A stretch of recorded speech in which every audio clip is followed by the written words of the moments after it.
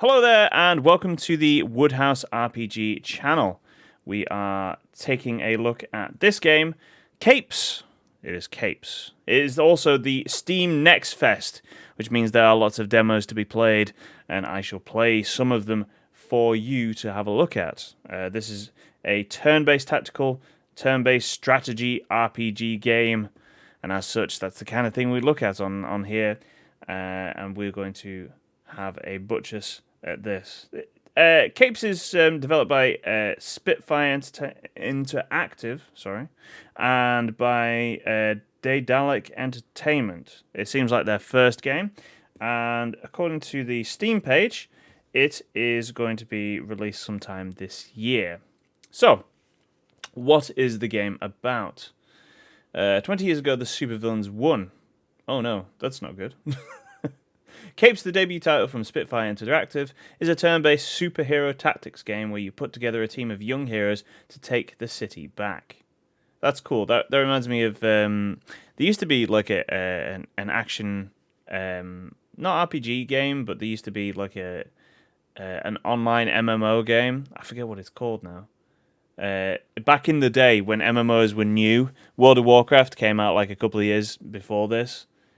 And you get to design your own superhero and supervillain, and you got to play. I forget what that game's called. I played it for a little bit, played it with some friends. It was a good laugh at the time, and then my character got banned because it was basically Guyver. If you ever seen the anime Guyver, I basically made Guyver Unit 1 from that, and it got banned because it was like a copyright infringement. Anyway, back to the game. This demo offers an early look at some of the action in Capes across a selection of missions. The demo begins with an early level where you're sending two of your heroes to rescue a third. Okay, well, let's get into it. Excellent, it's a good start. Having a good loading little rotation thingy-bob is always a good start. Okay, I didn't read that. That's fine. Party time is over, you two are up. It's an interesting way to... So usually when you have like these sort of hand-drawn character figures, they don't always animate like this. They're kind of using like a morph tool. It's an interesting way to go about it. It's different than what they usually do, which is basically just like either having no animation at all or just having a very slight, like 1 or 2 frames. They're using like a morph instead, and it's interesting. Kensington Heights. I do like all the comic book sort of like popping that's going on with the. Okay, this is very fast. I need to keep up with this. This guy looks like an action man.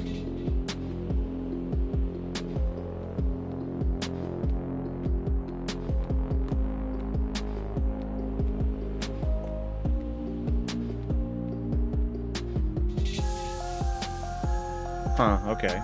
Dude's got, like, crystalline stuff on his arms. Interesting.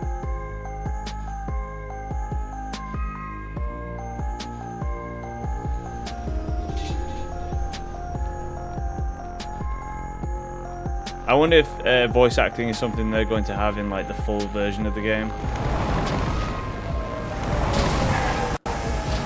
Okay, so... By the way, like, I'm playing this on a pretty beefy rig, and it's just jittering around just a little bit, which I know this is a demo, but it's still kind of worrying. Surrender the cape.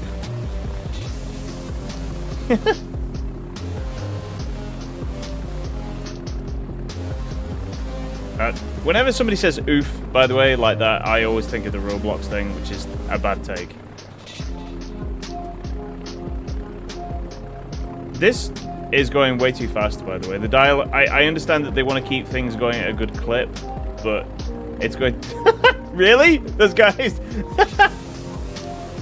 Really? He just form up on the door just to put his hands on his hips. Check me out.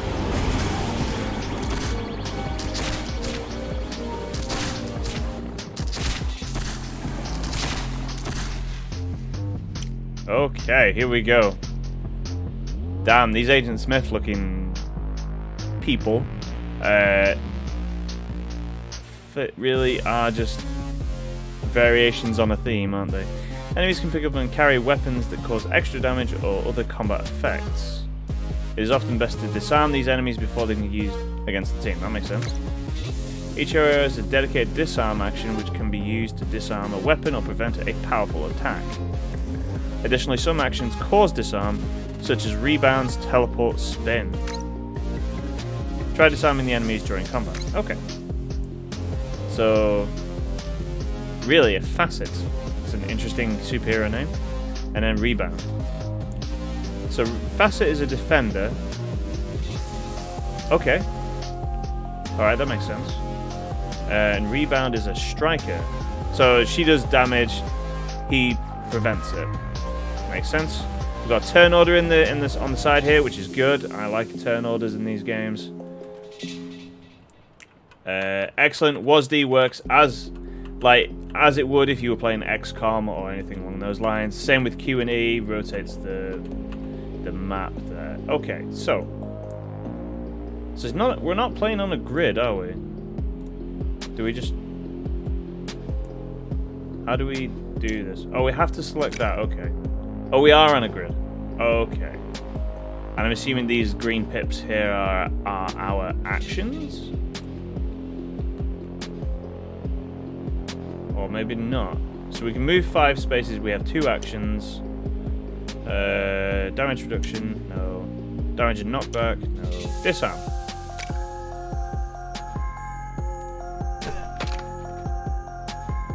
Hey! Growth. Block a space. No. Alright, let's do... Huh, interesting. Okay, we go to like a widescreen sort of look when we do like a damaging option. Can I select rebound? No? Interesting, okay. Well, let's move... Ah, okay. Is this some D&D shit? Like, because he got an attack of opportunity there? Because I moved away from him? Weird, okay. Are you sure you want to end your turn? Yeah. I mean, I can't do any more actions unless that's...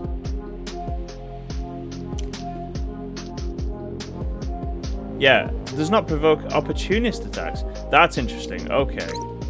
So in a tactical game, by the way, like, I'm assuming that you guys have played like tactical games before, but usually when you have like more than one person, you do your attack, and then you move out of the way so that your other teammates can move in to do more attacks.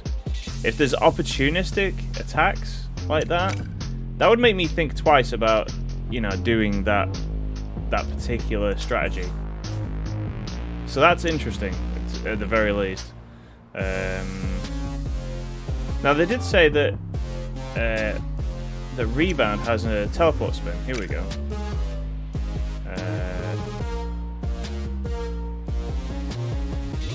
So let's... Okay.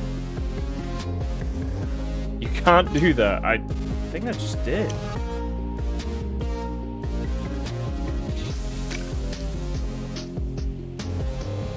I'm unsure what the green, the purple triangle thing is all about, though. Okay, so Facet used his crystalline powers to grow a crystal for her to stab a guy with. That's cool. Now we're on a corner to this guy. If I move away, does he still get an attack of opportunity? No. I wonder if that's just because of her teleporting, though, rather than just, you know, running like Facet does. Yes. I'm unsure if there's cover or any cover involved. But, yeah, okay, that dude did nothing, so that's interesting. I'm gonna disarm this dude. Maybe I should have just attacked this guy, by the way. I didn't need to disarm at all. Is there an undo? I don't think so. Okay, so just like in XCOM, if you make a mistake, like I just did, there's no undoing it, which is, you know what? It's pretty good. Like, I've just come off of playing Fire Emblem Engage. That game is just full of just, hey, that didn't work. Let me do this instead. Let me do this instead. And at the end of the game, like, it kind of gives you, it doesn't, it takes away the urgency of the game, honestly. So I can just teleport and disarm this guy, right? There we go. Okay. Huh, so I've got a ranged disarm as well. Still curious about this purple triangle. Ah, it shows me where I can get an opportunist strike on them. Interesting, okay. Yes.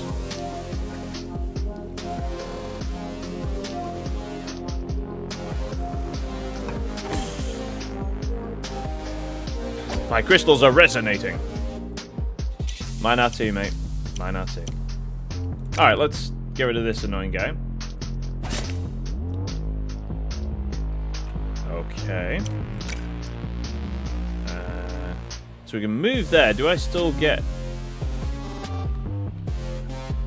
Okay, cool. I still get to do my other action.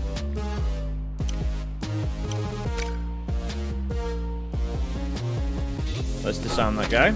I'm assuming he does a lot less damage when he doesn't have his bat on there. Backstab bonus, damage 1. Alright, that's going to kill this dude, and then we can do that. Do that. Cool, okay. Alright. The only thing I'm not seeing so far is like an ability to choose which way I'm facing. It would be nice to be able to... You know, when if you play an Xcom, you get the opportunity to just, at the end of your turn, of each character's turn, you get to choose which way you're looking. That doesn't seem to be the way it goes here. Cool. Do I have anything else that deals damage? The answer is no. Alright.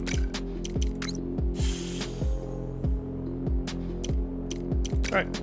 Strike this guy down. I'm assuming that's the end.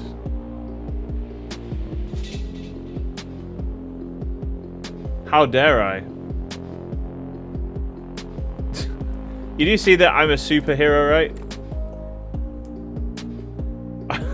I thought that was toilet roll. Yeah, this dialogue is going way too quickly, by the way. Like, this is supposed to be like an important moment for this character, but it just feels really rushed because I have no control over this. Yeah, we're real exclusive, says the purple shining lady.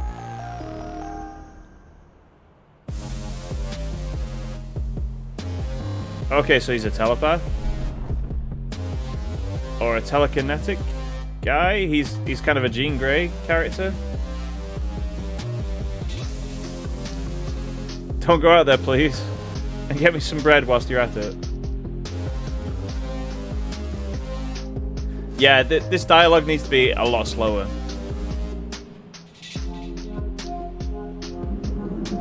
I wonder if this isn't fully completed. You know, and this still has a lot of stuff to be worked out. Because I need to be able to control this. This is just going way too fast and just feels really cheap. So the new character is called Mindfire. So he's an attacker like Rebounders. Power of his mind to make enemies vulnerable to his ranged telekinesis attacks. Okay, he's most effective against enemies with high... So I'm guessing he does percentage damage, is what you're telling me. Okay, so... So it's a single vulnerable attack. Let's use that. I'm seeing spots. Any hero attacks a vulnerable enemy will inflict additional damage to charge my barrage ultimate. Cool, okay. Wow, he does a lot of damage. That dude is dead, okay. Now I get to use his ultimate, I guess?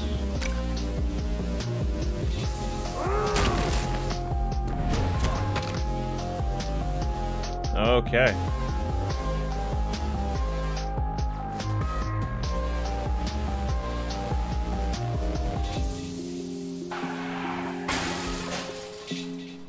Actually, right on cue, there's another set of guys coming towards us right now.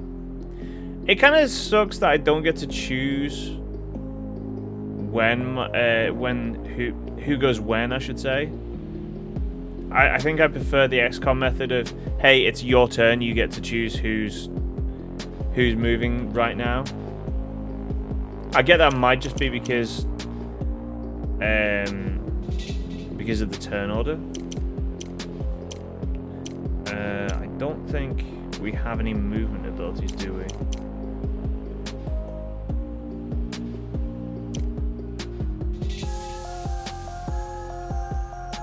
No. Okay, that's fine. So our movement doesn't affect our actions, which is very interesting. Oh, I totally could have... Damn. Crap.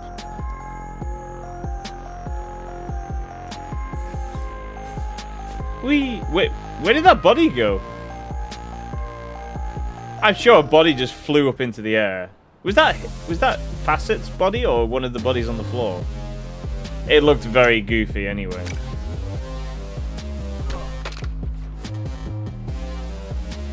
Speaking of goofy, you can't do that is a good line. A very good, stupid line, but a good one. Is that going to kill this guy? No, it is not. Dang. Oh well. So far, this seems very solid. I'm not a fan of the cutscenes because they're way too fast. Oh, I had access to my ultimate, didn't I?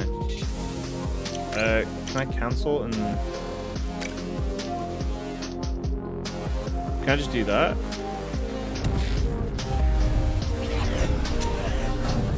I do like when it goes into the widescreen mode here to do these kind of attacks. That is very cool. I like that a lot. Huh, I get to move again. Not that I want to.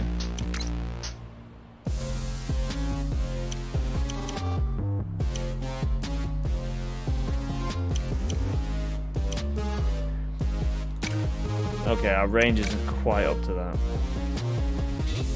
Let's see if we can take out this guy.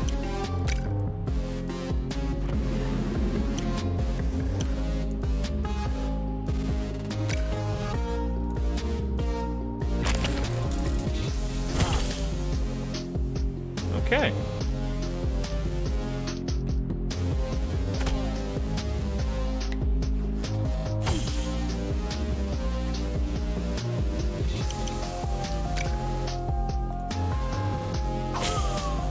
Guy is dead.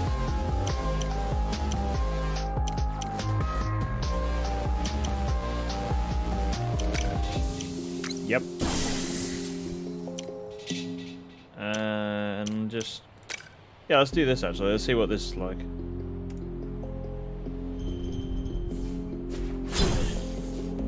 Huh. Okay.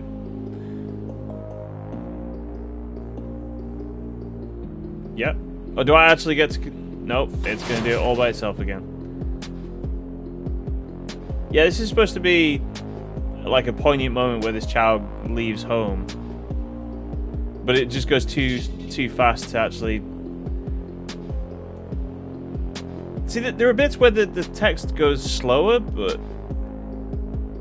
This needs to be much slower. And that's a weird pose for that person to be in. But okay. Also, this music has just been playing on loop the entire time we've been here.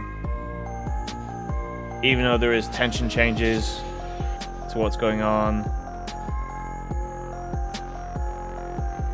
Like, overall, it seems like it's there, but it obviously has a ways to go. Like, it needs some more polish, I think, this game. Like, it just looks like...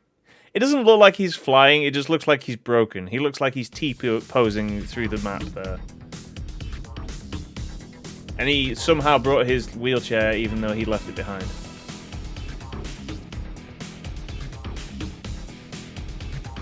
This is just the X-Men. Hey, welcome to the X mansion.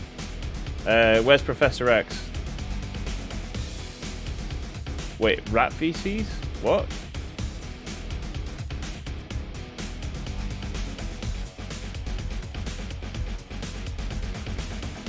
Okay. Having, like, no dialogue at all is just really... It just makes me want to skip this, honestly.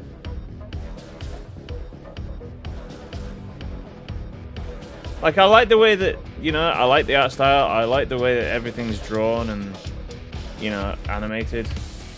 Even the morphing of the still characters here, but the fact that I can't control when these change and the music's not great, and there seems to be just like a very simple loop of that. There's a ways to go on this yet. Like, I haven't clicked to change this at all, but... I mean, he's obviously a... what's it called? Not the Laughing Man. He's not Joker either. It's... oh my god. There's that comic book, Who Watches the Watchmen? Who he's basically a riff on. Is he called Joker? I forget what that character's called. He's the one that dies right at the beginning of the story. But this is a dead ringer for him. Alright, this seems like a decent place to stop. We have lots more videos to take a look at, lots more games to have a look at in the Steam Next Fest. That was Capes, made by Spitfire Interactive and Daedalic Entertainment. It is meant to be sometime this year, is what the Steam page will tell us. But yeah, that's it for now. I will be back with more games during the Steam Next Fest, because there's a lot to look at. But for now, that's going to be it. So thanks for watching, and I'll see you all next time.